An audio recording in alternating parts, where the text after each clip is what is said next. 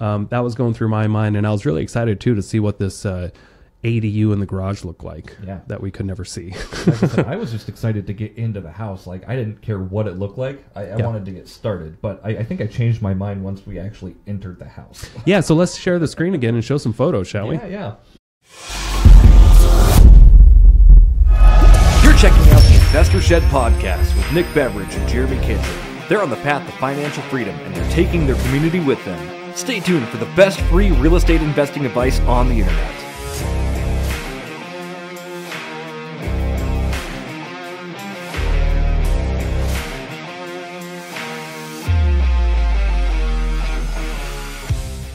Ladies and gentlemen, welcome to the Investor Shed Podcast. My name is Jeremy Kitchen. I am one of the hosts of the Investor Shed Podcast, here with the illustrious, magnificent Nicholas Beveridge. Nick, how are you doing today?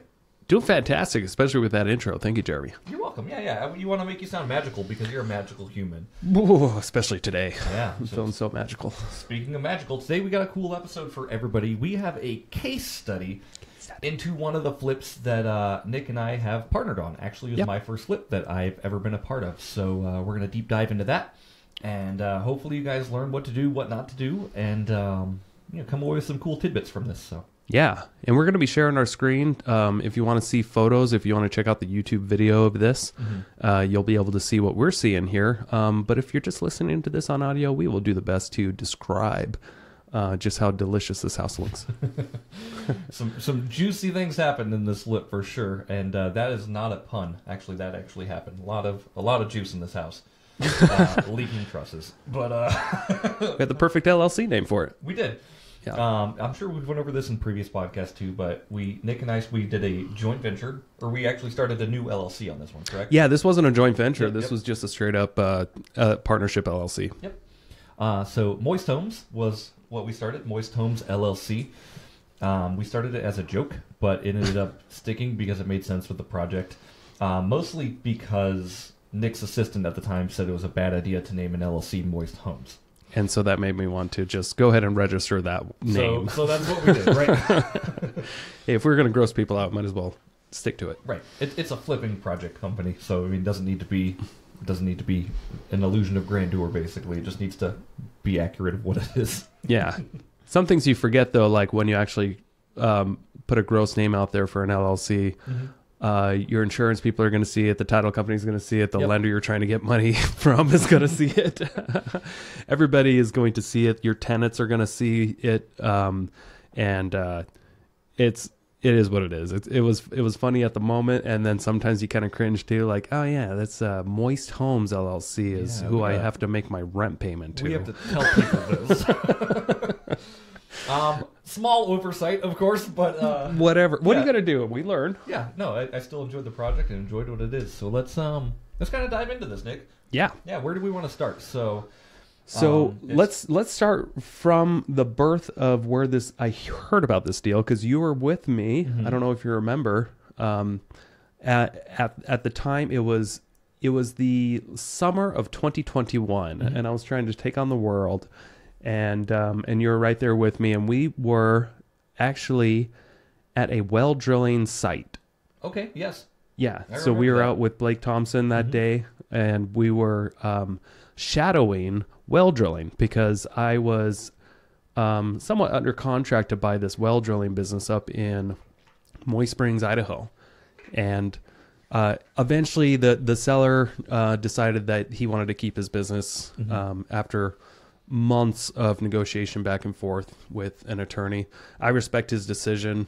Can't blame him. It's great business. Yeah. And probably good that it didn't go through anyway, because I was biting off more than I can chew. I was going to say, like, if we took that on, that would have, like, altered the course of our next few years. Like, altered the course of our life 100%. Maybe it would have been better. I don't know, man. That seemed like a weird system, and he didn't have his financials straight and anything, but that's a story for another day, of course. No, but it was a well drilling business, and they were doing pretty well. Right. They were doing pretty well. Got him. I love it. Anyway, I got a call from a wholesaler that day, and I remember we were on a lunch break, and they said, "Hey, I've got this house under contract in Coeur d'Alene, It's a manufactured home on real property, built in, I think, 1978 or 9, but it was a post HUD home, so it was built to the HUD standards, and it's on real property on a half of an acre, really large lot in the middle of the city of Coeur d'Alene, but in the county. So it wasn't under city. Right. It wasn't annexed into the city. It wasn't annexed into the city, but it had its own private utilities with this small community on a dirt road. Yeah. And it was a very interesting project because he said the words, there's also an ADU in the garage. Potential ADU, yes. Potential ADU. They called it an ADU. Yeah, I'd call it one too, I suppose. So. They said a lot of things. And it got my attention, especially when he said, I think we're going to sell it for $215. You interested? And I was like, oh, gosh, this is the summer of 2021, and you're talking about a property in Coeur d'Alene on a half acre with an ADU in the low 200s when, when you kind of get that, all those combos, you're easily in the 400s, even if it's a fixer-upper. Oh, yeah. Now, granted, this is a manufactured home, but still, I just immediately saw opportunity either as a fix and flip. I didn't know how much work needed at the time, or just as a rental. And so, I said, heck yeah, I'm interested. Send me the details. And so they sent me an appraisal. They said, we've walked through it. It needs very minimal repairs. It was actually appraised just a couple of months ago, in May. And this is where I'm going to share my screen, guys. Yep. So let me pull this up here. Yeah. We'll be describing what's happening on screen as well for those that are listening rather than watching. But just to give everyone an idea of what actually it looked like when we saw the appraisals. So, and this is kind of important because it was my very first screw up. Not my first screw up, but it was absolutely wrong on my part just to trust. Here we go. Here's that appraisal. And the thing is, you're supposed to trust but verify. Right? Trust but verify. That is something you will learn in this business. Like, trust what people say, but just double check to make sure it's right regardless. Here's what they told me. They told me, we walked through it. It doesn't need much repairs. We even have an appraisal. You're not getting an inspection, though. Sorry. The tenants won't let anybody else in the house. Yep. You're going to have to close on it without walking through it. And that, obviously, my gut kind of wrenches just a little bit when I hear that. Like, dude, I've been kind of burned before. Not nearly as bad as we're about to talk about, but but you know what? At least there was an appraiser that walked through the house, and surely they would note if the house was destroyed or if there were some serious issues with it, because that's what appraisals usually include, that because they are required to represent the condition as well. Right. So we got this appraisal, and we're sharing it on the screen here. This property just appraised a couple of months prior to this phone call for $270,000. Yep. The reason why they had an appraisal was because the owner was just trying to do a refi, but they couldn't qualify or something like that, so they ended up just wanting to sell the house. Another thing we didn't realize about this deal until after we closed on it was that the owners were living in the backyard the whole time. Yeah. And they didn't move out necessarily right away. Yeah. The more you know, right? The more you know. Here's what I want to point out, though. Education on everybody's part, if you're not super familiar with appraisals. Down here when we're looking at page 3, this is where they start getting into the nitty-gritty of comparing the subject property to different comparables to get the value. Right. And one of the big subjects that they compare is the condition. And with appraisals, they have this rating system. They rated this as a C4.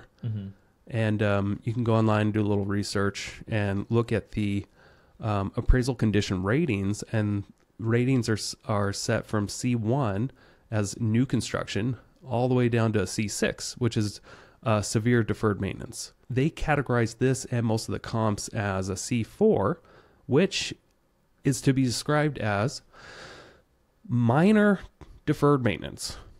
The improvements featured some small deferred maintenance and physical deterioration due to normal wear and tear The dwelling has been adequately maintained, and requires only minimal repairs to the building and components. This is exactly what the wholesalers were telling us as well. See, so I see this, and I see that C4 rating, Nick, and in my head, like, obviously now that we're done with the project, I think we should have just taken C4 to the property and blew it up. I think that's what they were trying to reference on that, like demo this thing, really. And I know we're holding back a little bit, but the condition was not a C4, guys. No. Unfortunately. Like looking at those ratings too, Nick, if I had to say what it was, like I would say it's like a 5.5 on the 5 to 6 scale, to be honest with you. It definitely wasn't a C4, and let's get in the nitty gritty before we get into the conditions some more, but about how we found what we decided to do with this deal. Right. Initially, so you maybe, I don't know, within the past couple of weeks since this was brought up, you had mentioned to me that you were interested in wanting to partner on some sort of a fix and flip. Correct. Or rental or some sort of a deal, like you're itching to get in. Mm-hmm. And if you've heard the show before, we've talked a little bit about that. And I think at the time you said you've got 10 grand or so. Yep. And I said, I don't know if it's quite enough, but if you were able to raise 20, I'm sure we can find a deal. Right. And that was a couple of weeks before this opportunity came up. And it didn't take long for you to raise 20 grand, right? No, not at all. And I think you're right. Like when the numbers came back, like I'm like, I got 10. Like I want to get started. I don't know how, but like obviously I wanted to partner with somebody who had the know-how, who's done deals before. Mm-hmm. I've never done a deal before, so like that was a little intimidating, right? You can't just buy something for $20,000 and not have a plan for it, or $10,000 and not have a plan for it. And that's where partnerships are just really valid and wonderful, actually.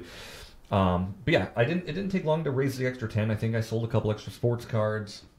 Just converted my old IRA and I scrounged together the money and made it happen. Yeah, you did it pretty quickly. Mm-hmm. And I don't know if you remember, but at first I know your parents were looking to potentially move, and I brought it up to you initially as, hey, do you think this would be good for your parents? Mm-hmm. And I guess that was a no. But then I said, would you be interested in partnering on this? What was your first? Can you tell people what it was like getting that potential offer, and if you were hesitant at all? Yeah. I think the things I was hesitant about, Nick, are the same things that you've mentioned, right? Like I'm like, okay, so we're not allowed to get a walkthrough for the house. Yeah. And like I had all these like red flags going off in my head, but I still saw the value of the property. Right. And we're looking at this. We're like, okay, it appraised 2 months ago for $270. Yes, and we were buying it for $215. $215, right? So I was like, okay, there's still a spread there, regardless of even if we don't fix anything. I think we can sell it on the market and make a little bit of money. Yeah, and that's exactly where mine was too. Mm-hmm. Like, okay, let's say that this property actually does require a little bit more work than everyone's leaning on. Mm-hmm. Still, it appraised for $270. Right. And surely we have equity. Right. And if we're able to make improvements along the way, like the plan with this one was supposed to be just a cosmetic flip. And if we can just make some, minor cosmetic repairs, paint, floors, new windows if it needs, whatever, just little cosmetic things. So yeah, I don't think we were planning on doing windows. I don't think we were. Yeah. I think initially the wholesaler said, maybe some new carpets and paint, and that's about all that they were leading on. Which usually there's always more, but carpet paint job, I kind of fluffed the numbers, and I'm like, dude, we'll probably spend 20 grand. Sure. Right. Yeah. So that was the plan. Mm-hmm. We had to, I went to a hard money lender, and I said, hey, I've got this deal under contract with a wholesaler. It's right in the middle of Coeur d'Alene. There's an appraisal for $270. I can send it your way. We're going to buy it for $215, and we can put 25 grand down. We can put the wholesale fee down if we can get a loan for that 185, 190, somewhere in there. Yep. And that lender agreed. Yeah. Almost immediately. Like, sounds great. Yeah, send me the info. And it took him about a day to get back to me and said, yeah, green light. Go for it, buddy. Yeah. I'll take that first position on a house that has an appraisal at $270,000, and I'm going to make a loan for almost $100 grand less. Right. 180 was what the loan was for, right? 189 is what it ended up being. Okay. I looked at the closing statement. Okay. Yeah, so we got a loan for 189. So yeah, sorry, 80 grand less than what the appraisal is. And if you're looking at this from like a hard money number too, like obviously the hard money lender is going to look at the loan to value on that. So it's worth 270, loan for 189. That is about a 70% after repair value, like a LTV, loan to value rate. So yeah, he had I could be wrong on the numbers there, but it sounds like it's workable for a lot of hard money conditions. So and for those that don't know, an appraisal holds so much more weight than a realtor's CMA or a broker's price opinion. Yeah, or BPO. Yeah. An appraisal is a legit value. So they straight up will use that. And, he gave us exactly a 70% loan. Yep, exactly. He gave us a loan for $189,000, which was 70% of that 270. So let's dive in a little bit deeper on the numbers here. Yeah, absolutely. And like I said, we talked about it a little bit earlier too, Nick, but you said some of the things I was hesitant about. It was definitely that we didn't have access to do our own appraisal. Yeah. We couldn't go into the house to verify any of the condition. And we weren't going to be able to go in the house for a few months. Yeah, because it was rented. Part of the deal was the tenants got to live there, so we bought it in August of 2021. We actually didn't get access to the house until December of 2021. Yes. I believe it was December 7th. Like, I remember that day, like, I wanted to get into my house. I wanted to see what it was, and I wanted to get going, Yeah, and about a week before that, we got to preview it. And it was like, boy, shoot. We'll talk anyway, about before that we get later. into that, so again, and I know this is the fourth time I'm saying it, but we purchased it for $185,000. That's what we purchased the house for, but it seemed to us like it was $215,000 $210,000. Yep. Because we had to bring a $25,000 check to the wholesaler to be able to buy the option to for the assignment, right? To be the person to get to buy the house. Yep. So that's just the wholesaler's fee, if you will. Yeah. And what the wholesaler did in this scenario, instead of getting paid at closing, which is normal, they were wanting to hide that from the seller. So they asked if they can just get a cashier's check sent to their office just before closing. Yep. And we knew them well enough to know that they're not scam artists. Right. No, they're a legit business. They're a legit business. They do a lot. So we brought them a check and we agreed that, hey, if for some odd reason the sellers don't close, this is going to be refundable, right? Of course, yeah. Yeah. So anyway, no big deal. We brought them the $25,000, and it was a cashier's check, and I sent proof of that payment to our lender to just say, hey, look, we do have skin in the game. Here's our 25 grand down. We sent it to them. He was all good with that. Okay. And then just before closing, I always forget this. We forgot about insurance. Yep. Needed to get it right away because we were closing in just like a day or two. And went to my regular agent at the time. And I'm gonna share my screen again here because this is funny. You guys out there, manufactured homes, there's all kinds of reasons why you shouldn't buy them. And I'm going to give you another one here. What have we learned the last couple of years, Nick? Yeah. There are a lot of reasons why not to buy a manufactured home. Here we go, sharing the screen. And here's one more reason why, and we'll get into plenty later. Sure. But the insurance, our initial quote was $2,172 for the year, plus another 2 months up front. That's over $2,600 for 1 year of just a basic policy on a HUD built manufactured home on real property. And that's a lot to stomach. Yeah. I mean, normally on a site built home, we're spending like $500 for the year or so, or maybe $500 for a 6-month period if they know that it's in distress. But this was a landlord's policy because it was a rental. Yep. This wasn't a unique insurance plan for a fix and flipper because we weren't at that stage yet. We didn't have to go above and beyond with a big policy because this was just a property that was a rental. But $2,600, ouch. Yeah, pretty high premium for 12 months. Yeah. So what we did was, and I will show, see. Here we go. Your wife Sam helped out with this. Thank you. Yeah, thanks, Sam. If you're still watching on the screen,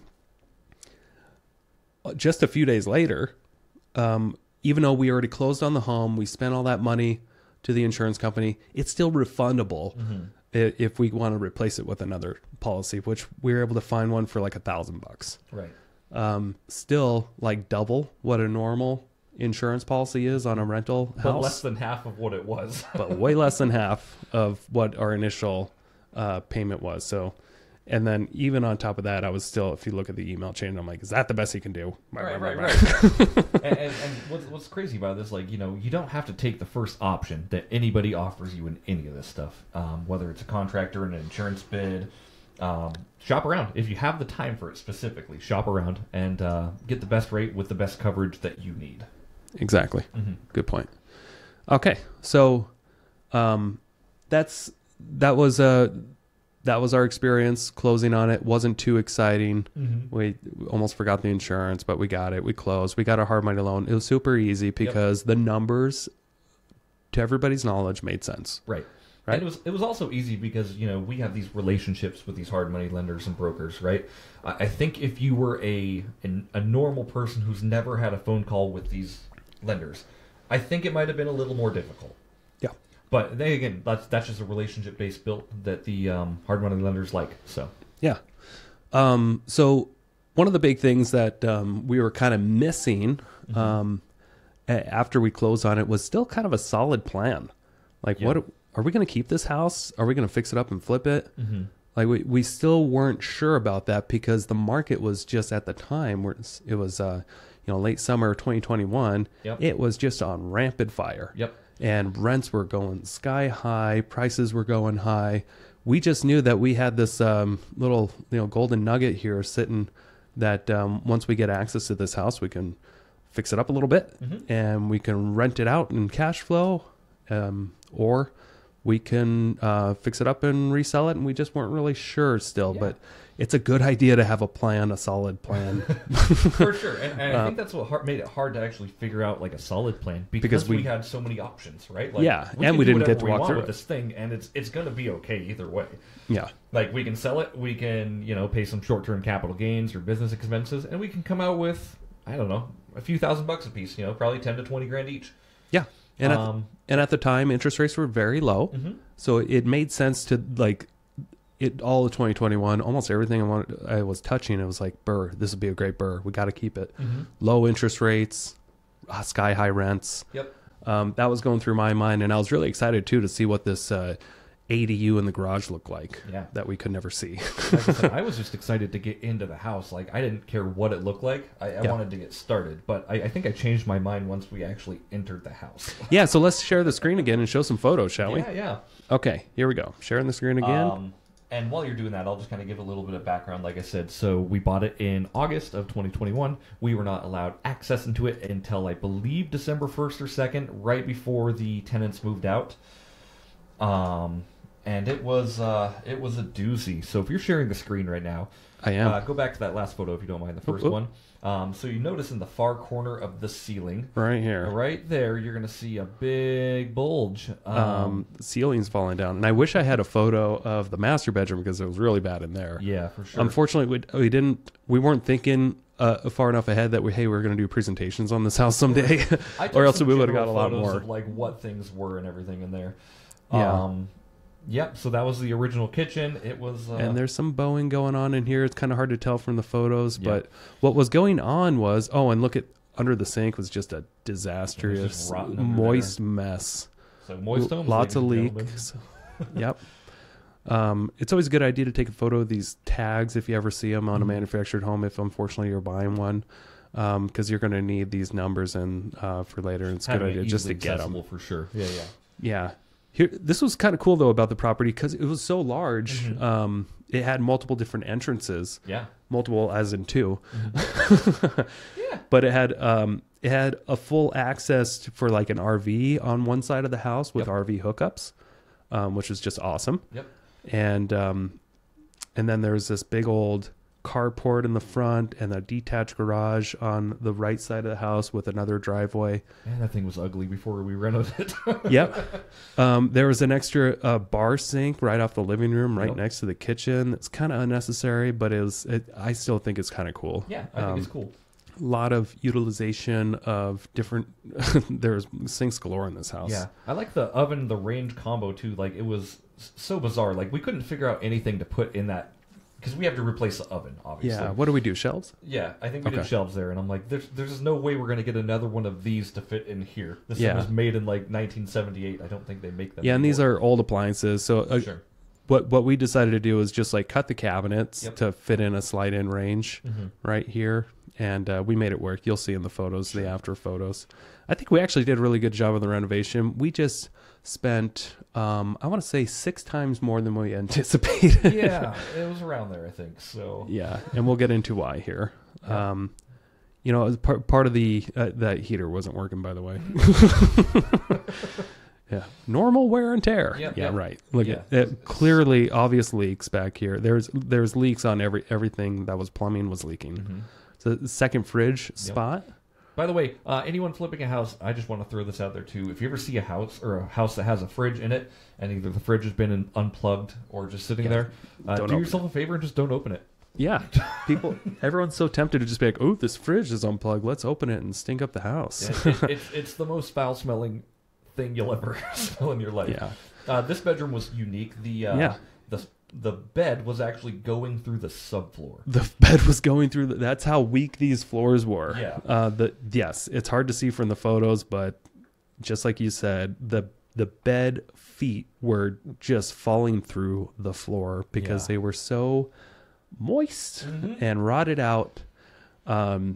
And it wasn't just in this room. Instantly, like within 2 minutes of going in this house, I was like, oh, this is way more than both of us bargained for. Yeah. So the ceilings in half of the house were caving in. Trusses were caving in. Yep. And we were falling through the floors in multiple rooms. And we're not exaggerating. No, yeah. We were actually falling. There's a kitty that came with the house. There's always a cat that comes with the house. Yep. You got to get used to that fixing and flipping.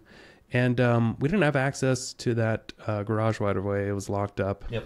The owners of the house were actually living in the backyard in an RV while we were doing the renovations there. Yeah, they got to stay for like an extra month or so. Yeah, something like that. I think that's what we agreed. But they played it off as if there's tenants back there that would like to stay an extra month, and that's what we agreed to before we closed. The tenants happened to be them. The owners, yes. Yeah, but there was a lot of room back there, a lot of carports, RV hookups. It was very kind of junky, but it was definitely usable, lots of usable space. Half cars. Multiple half cars. I believe there were a few. If you're looking at the photos, you'll get to see all this stuff. Oh, okay. If you're going to fix and flip homes, best investment ever, go spend $7 to $10,000 on a big dump trailer that has the lift capabilities, the little dump button.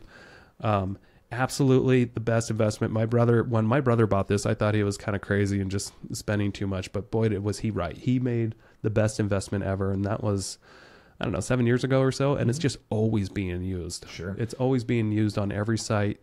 They're very tough. I think he spent $7,000 at the time. You can get them financed very easily through insurance companies. Yep. Like State Farm will finance these trailers to contractors because they know that those loans never go bad because they're so utilized. Right. It was very interesting. We had a guest speaker at one of our REIs, and it was an insurance agent. And he just happened to talk about these dump trailers and how easy they are to give loans to contractors on because they're the least defaulted loans ever. Right. Typically, if you have something like that, you are utilizing it and either making money off it or like needing it on a day-to-day basis, so you're not letting your loan default. Yeah, so very wise on my brother's part to buy that dump trailer. I think We've been that's using it for years. Too, Nick, but I also think like for simplicity, if somebody doesn't have a truck or somebody doesn't want to do the dump trailers, just rent one of the big, 500 cubic yards or whatever it is. Oh yeah. If you don't do this regularly, I'm saying if you want to get into regularly flipping houses as a career, and you're doing more than like 2 houses a year, totally worth the investment to get a dump trailer, because you will save an insane amount of money. Sure. Because if you're always hiring out the demo, that can get very expensive. But if you're always doing it yourself, or you got a crew, that's usually a good time to really be involved with the construction, because at that time you'll have the best understanding of how the house is put together, and then you can make decisions on how you're going to finish it. Right. That's why I always kind of encourage being a part of the demo process. Sure. And one thing I will notice just from the projects like we've done together, like you guys have the dump trailer and I love it. But when you're on 5 or 6 different properties and you have one dump trailer, it kind of becomes like, okay, you're throwing the stuff outside and then you're throwing the stuff back in the dump trailer, and you're almost double working versus, but again, like it just depends on what everyone's numbers is, of course, and what everyone, like how fast you want to get it done, right? Because it's not always a fire that you need to put out. But it's nice to just have a dump truck available whenever, whether it's on your truck or somebody just drops it off. Make sure you have a way to put all your crap in it for sure. Well, you make a good point. The best way to avoid that is just not to do more than one project at a time. Right. You'll be so much more efficient. You may feel like you're leaving money on the table, but if you're doing 2 or more projects at a time, you're being inefficient. Right. And you're going to maybe not lose money, but you'll be so much more efficient if you could just focus on one project at a time. Sure. Yeah. And I agree with that. Like and it also depends on the size of your crew and the size of your liability for it, right? Like, and your ambition. How much do I want to have my people at this property versus how much do I need to have people at this other property? Because both things need to get done at the same time. Just depends on the crew. So. Yep. Sorry, if you're watching, I was stuck on one photo the whole time. But here's they kind of built a roof on top of the roof here. Yeah. If that wasn't a clue. It's kind of hard to see. Oh, okay, there are some images here. So here's the master bathroom. You can see that there were many holes that had to be cut out and replaced. Yep. And then we start getting into, I'll stop sharing my screen here. We'll go back to us. Yeah. And we can go back to this here. Okay. Welcome back. Welcome back. Welcome back. Yeah. We're here. So obviously the project was a lot bigger undertaking than we were anticipating. It is kind of hard to show in some of those photos, like the actual damages that were in this house, but it was unlivable. Oh, completely. Yeah, these poor tenants, they just had to live that way for years. Right. But because the owners didn't, take care of the property. Or fix anything. Yeah. It just...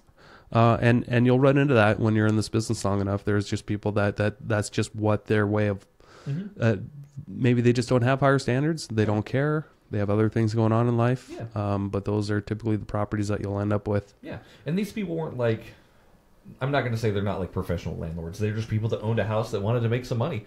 And props to them for doing that, because I think it's a really good option. But make sure you take care of your rentals and you don't be a slumlord in the process. Make sure. Yeah. So, when we got in, you were part of the demo on this house, right? What was going through your mind? Man, the first things, literally, like, I think the first day you and I went there, we did a demo day before anybody, and I think we pulled up some carpet, and I think we raked some leaves, and we just did a couple things, but it was like, I think we bit off more than we could chew. This project was a huge undertaking. Yeah.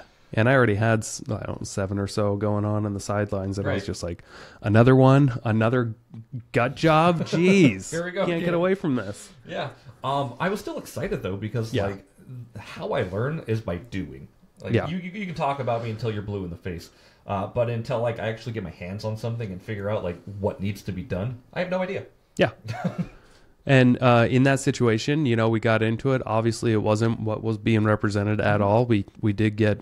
we did get screwed a little bit, but we had to own up to it, and it's not like we could return the house. Right. Yeah. We just had to suck it up and do it. So that was exactly it. Like I think both of our mentalities were like plug our nose and dive in. Like, all right, what needs to be done? Like, let's just get it done. It's not like we're gonna walk away from the place. Yeah. We'd lose $25,000 if we did that. Yeah. So instead, we lost a lot more. Just kidding. So instead of losing 25, we decided to lose 120. Yeah. So good point. I think we put $120,000. Actually, all in, I think we're 150 in. 150 in? Yeah. Oh, if you include the down payment? I think so, something like that. Okay. Yeah. So I don't know what our payoffs are when we refinance. I'm sure we'll get into some of that, but like, I think we put a pretty penny into this thing. Yeah. So what we ended up having to do was we had to replace everything from the walls, on the top of the walls up. We didn't necessarily have to gut all the interior walls. There was a lot in like some of the bathrooms that we gutted and redid. But I'm talking, we opened up the ceilings and there was wet, damaged trusses. That was moldy, wet, damaged trusses everywhere. And we had to cut it all out. Brand new roof, new sheeting, new trusses had to be built. And new insulation. Yep. It was a lot of work. Mold remediation, which was that part was easy, but it's easy when you just take it all out. It's easy when you just rip off the roof and put a new roof on. put it in your dumpster and keep driving it away. Yeah, but what I will say about like the ceilings and the insulation, that was the grossest thing I've ever done in my life. Oh yeah, was it falling on you? Oh yeah, so like because the insulation's got like a vapor barrier. Yep. And then you poke it because it's full of water. It just rains on you. Yeah. So backstory a little bit. Like anyone who's ever been in a manufactured home, they know that the ceilings aren't. It's not drywall. It's more like. It's like these panels. They're just like panels, almost like made out of like commercial cheap plywood, basically, or. Like ceiling tiles, like commercial large ceiling tiles. Yeah. And it's definitely not like 5/8 drywall, which should be on the ceiling. But you know, we got through these panels, we started ripping it off, and like you see the bowing of the trusses, and you see the insulation just sagging, especially once we took out the ceiling.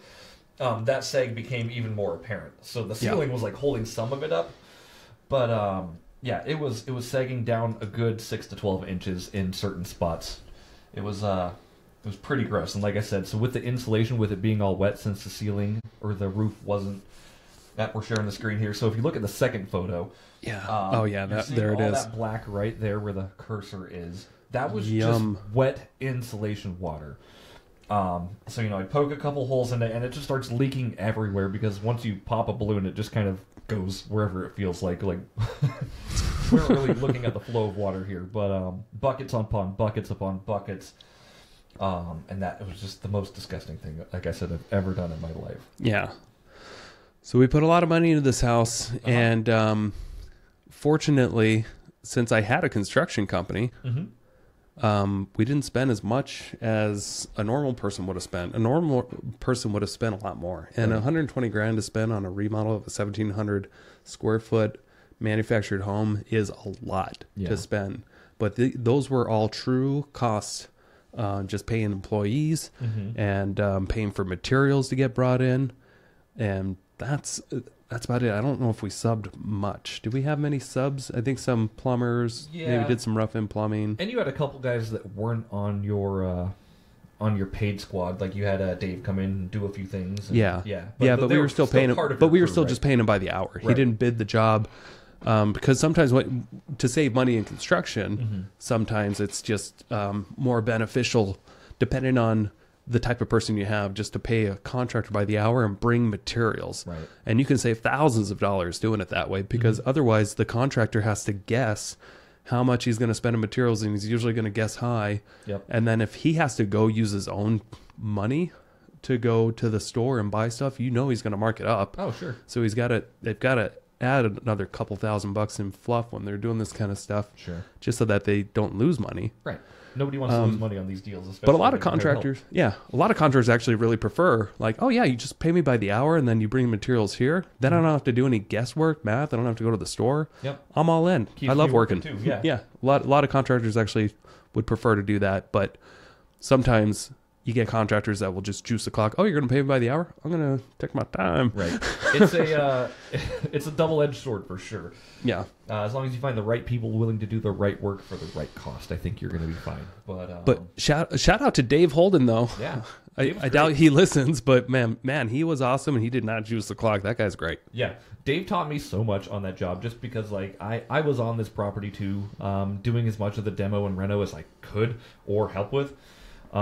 Dave was willing to teach me a lot, and he was willing to teach me how to put these trusses in and how to put the ceilings back up and how to put the insulation in and just all these things. Like now that I know how to do it, again, well, we talked about earlier, like I got my hands on it, I got my hands dirty with it. That way I can do it on future projects. Not like I want to, but I can. Yeah. And his communication with me was excellent. Mm-hmm.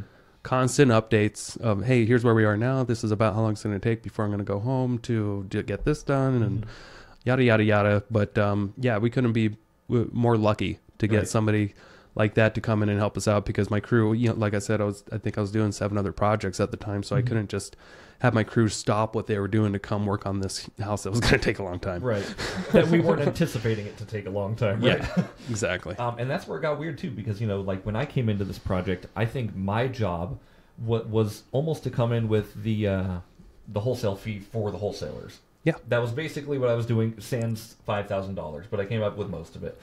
And then as soon as we got into this, we were both like, this thing's going to need a lot more than we thought. Yeah, so I worked on it too. Yep. We both. Yeah, we were just like, hey, we own it 50-50. Let's just do what we can. Yeah. and right, I think it was a pretty good partnership. We value and respect each other enough to both, you know, put forth that work. Right. Yeah. And I know the original agreement, I think in our JV or whatever, this one wasn't a JV. This was just, did we JV it at all? No, I think it was just I think we just had a verbal agreement or something that you're going to be bring 20 or 25 grand. Yep. And that was it. Yep. And you did a lot more than that. Yeah. Which I've got to commend you. Yeah, I'm used to that, but right. But like, it just, you know, get super critical with your contracts and what everyone's roles are for sure. And but you were one of the rare partners that I had at the time that actually stepped up, and you knew, okay, this isn't what we anticipated. I'm going to bring more money to the closing, I'm going to bring more money to the table, and I'm going to help out more. And I really appreciate that about you. Yeah. You took ownership because you were an owner of course, of the property, and you didn't just rely on me to fix everything like some other partners in the past. We're not going into those ones, of course. No. But the good thing was, like, I was able to help. And the reason why I was able to help, and I think I've talked about this in previous episodes as well, my wife and I bought a house. We got a HELOC on our house within a year of owning it. So we bought the house, and by January 2022, we had a HELOC going. So there was a minor gap of December 21 to January 22. Yeah, and that's right in the mix when we were working on this house. Was in January. Exactly. And January, so February, we were able March. to get a pretty big HELOC and able to thrust our investments forward. Rates at the HELOC at the time were really good, so I think they were a point above prime, which was like 3.2. And then, so I just lent money back to the project. Like, whatever you need, let's just get it done. I don't care. Yep. And then, of course, I had to figure out how to come up with a lot of extra money. I was anticipating about 20 grand initially, right? That's what we were going to put into the repairs. Yep. About 20. 1,700 square foot house, cosmetic. That sounded reasonable. I can't remember honestly where I came up with the money, but we ended up spending a lot more. Yep. I don't know if, how much extra did you bring? Do you remember? So if my numbers serve me correct, I think total I put into this project around 60,000. 60 grand. Okay. Give or take a little. I think you ended up putting about 90. Okay. So yeah, that sounds about right. Yeah, because I think our total expenses were 150, so I guess the numbers would make sense off that. Yeah. And I honestly don't remember where I came up with the money at the time. I might, some of it was probably credit card, some of it was probably house flipping income or real estate agent income. The nice thing about having multiple streams of income is that sometimes it's easy to forget where the money came from. You have no idea where it comes from. You just know you're able to get it, right? Yeah. But eventually, over time, I think that sounds about right. About 90 grand. Yeah. So that couple of weeks of renovation turned into 3 months or so. And why don't we show people what the finished product looked like? It ended up like going almost 5 or 6, if I'm not mistaken. Yeah, probably. Yeah, I mean, like, nothing ever closes on time, and nothing. I think we had it on the market by April, though. Didn't we have it under contract with Josh? I thought it was. I don't know if we had it under contract or not. It was not done at that time, though. Okay. We were still working on it. You know what? The pictures will help. Yeah. Oh, I'm looking at the wrong photos. This is one. Okay. Here we go, guys. Thanks for your patience. Yeah. So here's what the finished product ended up looking like. This is kind of mid-construction. I think this was in March. Yeah. We got all the ceilings done, and the walls were primed, ready for paint. We actually didn't really, we should have mowed the yard before we took listing photos, but we had it under contract with Josh and we just didn't feel like it was necessary, right? Because we just wanted some after, wanted some after photos. Yeah. Otherwise we totally, it did end up going on the MLS because Josh's financing fell through. We did end up getting more photos. I did go back and do a reshoot of the exterior, so. I remember mowing that lawn a few times. Yeah. So obviously the outside looks much better. There's the EDU right there. Everything's just got a nice white coat of paint on it. White with black trims, it's super easy. Yep. You can see in the backyard, there was still a lot of stuff to kind of take. I think eventually we got a junkyard to come take that half car away. Yep, correct. So this was before we kind of detailed out the lawn a little bit with better mowing and whacking. That was a lot of work. We're still like doing the final touches on everything. But the inside looked much better. Yeah. So fresh carpet and paint makes a huge difference. We left the windows, but we swapped out the light fixtures. This is actually all original stuff here. We just painted it. And then we even took off the hardware, spray painted it black, and put it right back on. Oil rub bronze is what Oil rub bronze. Is that what we sprayed? Okay. I painted all those myself, so yes. Nice. Yeah. We replaced the registers, those little $12 floor registers. And this turned out really nice looking. Yeah, there's my baby blue Prius in the back. That's cool. Oh, yeah. That flooring was, I think, from Costco, maybe. We did a backsplash that extended all the way to where this bar area was, and it was unnecessary to have another sink there, so we just had the countertop. Just another thing that can leak, so we got rid of it. But I believe we left the rough plumbing under there in case somebody wanted to put in an extra bar stool. Bar. We used butcher block countertops. Right near. Great thing about this house was it was right next to Home Depot. Yep. So that's where we got all the materials. Literally like 4 minutes away from Home Depot. That's a really good place if you're ever looking to buy a flip. See how close this hardware store is. Yeah. And what I've been doing a lot lately, Amazon has such a bigger selection of materials. So I've been actually ordering lately on my projects. Half my materials come from Amazon. They just get delivered right to the house. Nice. That's awesome. Yeah. And they're way cheaper, way cheaper than Lowe's or Home Depot on some items. Yep. And then you can, like you said, have it delivered directly to your flip property or your renovation property. So here's where we cut into the cabinets, and we just slid in a range, and then we turned this into just a shelving area where the old double ovens were on the wall. We kept the old panel, but just painted them, and it looks fine. Yeah, no, it looks really good in there. I was really worried about that when we started, honestly. Yeah. I know you said you were gonna we're gonna, and in my head, I wanted to make this thing so perfect. Yeah. Which is a mistake because we would have been over renovating for the area. Yes. Painting the golden trim on these mirrors was so tedious, but it got done. We brought in a double vanity from Costco, and it was the heaviest thing in the world because Costco is nearby as well. Yep. That master ended up looking really nice. We took out the sink in the laundry area as well. It's just unnecessary. That's the room where the bed was going through the subfloor, by the way. Yes, we got new subfloor. Yep. Last minute, we swapped out the bathroom walls in the second bathroom for tile here. We were going to do a tub insert, and then we decided to go tile at the end. Yeah. So nice little property for sure. Nice property. Yeah. Yep. And see, there's if you go back to the yard's all mowed now. Yep. Mowed yard looks way better. Yeah, before you throw something on the MLS, mow the yard. Yeah. Don't be like us. But we weren't planning on having it on the MLS. Exactly, because we had it under contract with one of the guys on our team. And then we're going to talk about that too. Yeah. We had it under contract for $400,000, and it went under contract very quickly. Very quickly. For a second time. What was the original price we got it under contract for once we got it actual on MLS contract?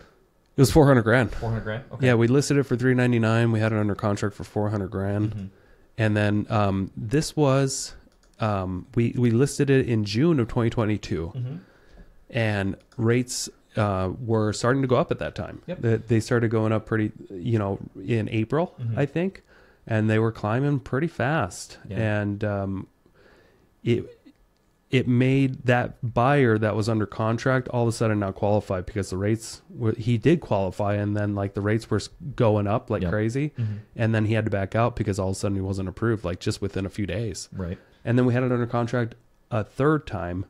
Same thing happened. Yeah, I think we had it under contract for $415 that time because even higher. Somebody went even higher because they were people were trying competing to get against it. And looking and at it was under contract a fourth time. It was, and it fell through. So just to kind of go back to all the contract stuff real quick though, some of you might be looking at this or listening to this podcast and thinking like a manufactured home in Coeur d'Alene, Idaho for $400,000 on real land seems expensive. And normally you'd be right, but that land itself has so much value. Again, with the ADU, with RV parking, and with a basically fully renovated home. Yeah. Yep. I mean, we eventually took it off the market in August of 2022, a year after we bought it, because it fell through a fourth time.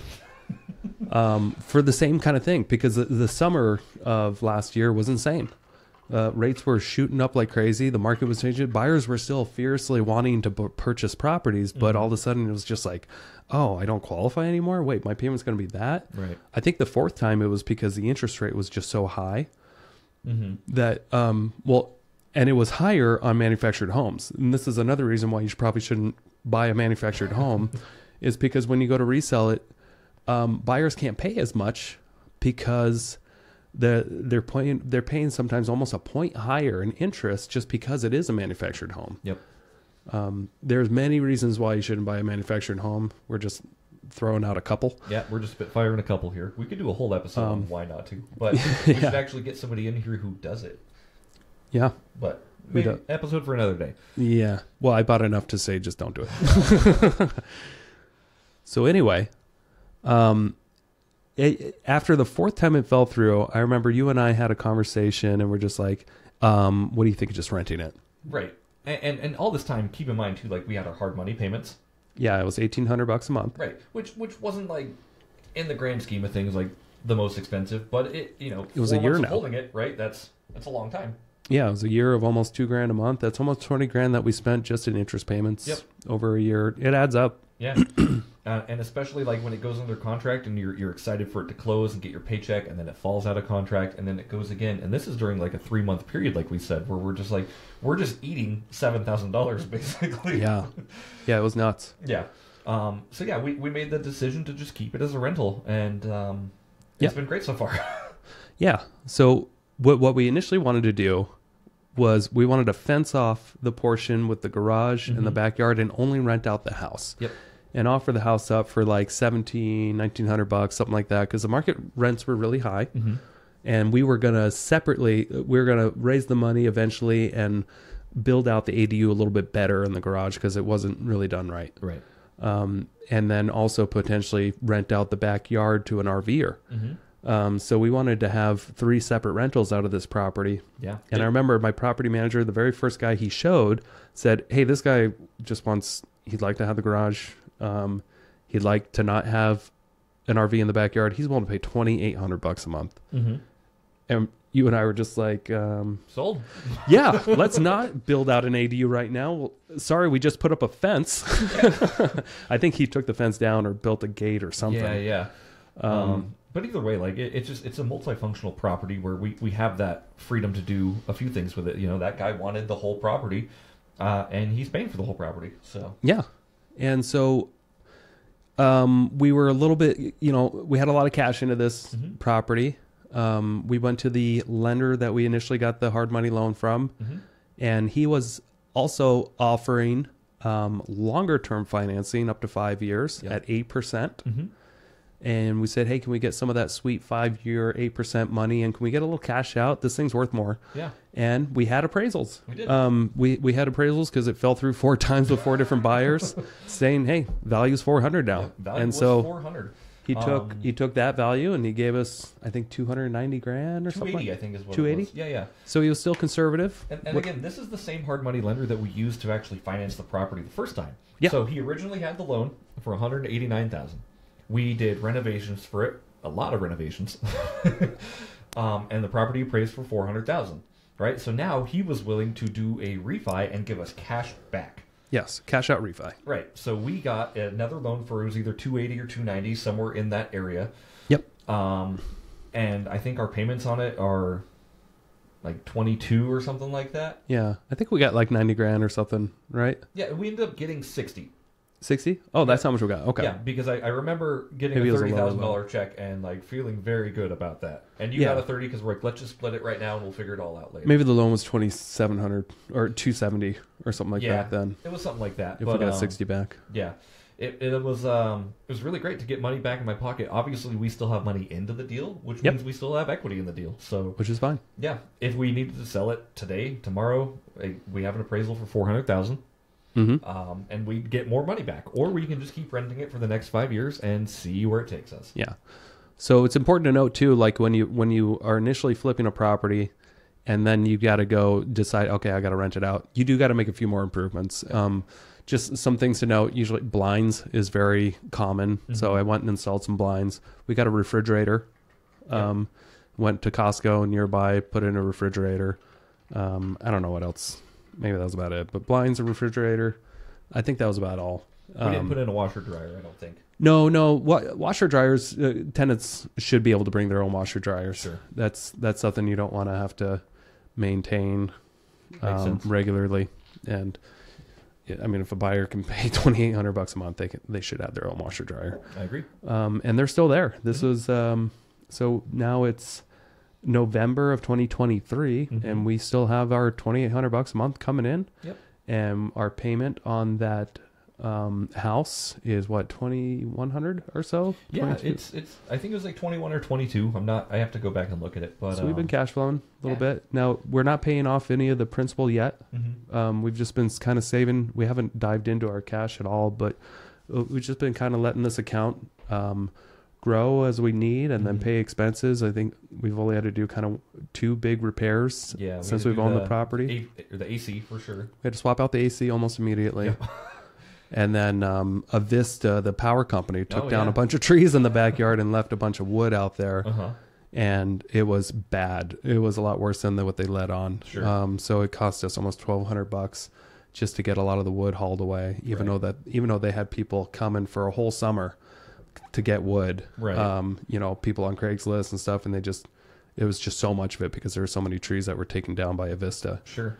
And that's weird. They didn't even really give us a good explanation. They were just like, hey, we're coming to cut down trees on your property, and then they just left their mess. Yeah. I don't even think they gave them a heads up. They just started taking down trees. I think you're right, actually. I was like, I don't remember hearing about it until it was too late. Yeah, that happened to another property of mine. There was no heads up, and then all of a sudden it was unfortunate too, because this other property had like a nice big privacy tree. I know it was gone, and they took it down. House looked so different. I was so disappointed. Yeah.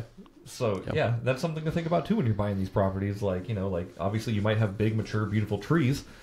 Doesn't stop the power company from saying you can't have those. Yeah, screw yourself. Screw yourself. We're gonna leave our mess too. So whatever.